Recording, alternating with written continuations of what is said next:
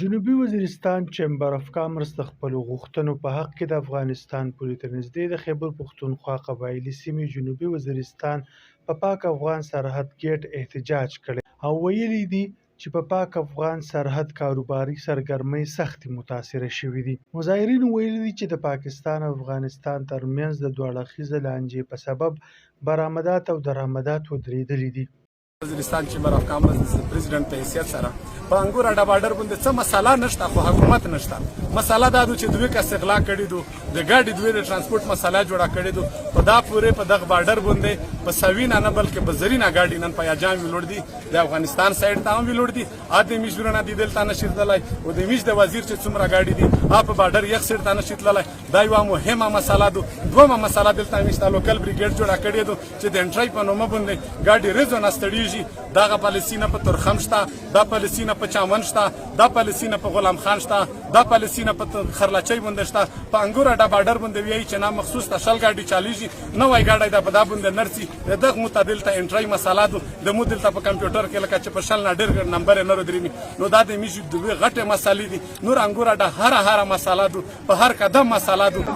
تقریبا 18 مهینه کېږي چې د میژه دا بارډر باندې خانه او بارډر داسې ګاډي پورا فلوس ته سمبولي نه روان دي او چې کیم فرش فروټ ته یا مثال نور داسې فائدې شای دی غانا چې میر وطن یا صحت ته فائدہ کوي غانا هغه بند کړای دی او د شپې هم سمګلرون داخل ته د بارډر فلوس ته او دالیار فلوس ته غانا او ونه کې مثال یو دوه درې کسون دي غانا چې هغه په وجه باندې ولته څه ګاډي نیولې دي او په افغانستان کې څه ګاډي سره نیولې دي او په دا وجه باندې افغانستان د میژه چې کوم ګاډي ول وروړي د وزیر ول هغه نسی.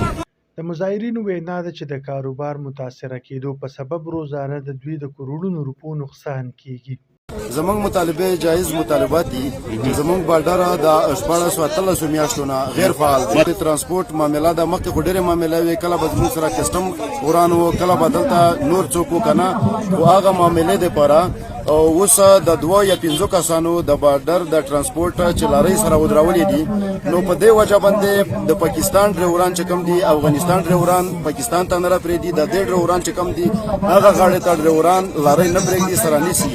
نو موږ وایو د حکومت نه مطالبه کوو چې ته زورور یې او ته د دې ولس چې کم دي مشر یې نو ته راشه دغه مسلې مونږ ته مسلې حل کا په خوشي وي کا په زور وي کا په هر لار باندې وي مسلې حل کا.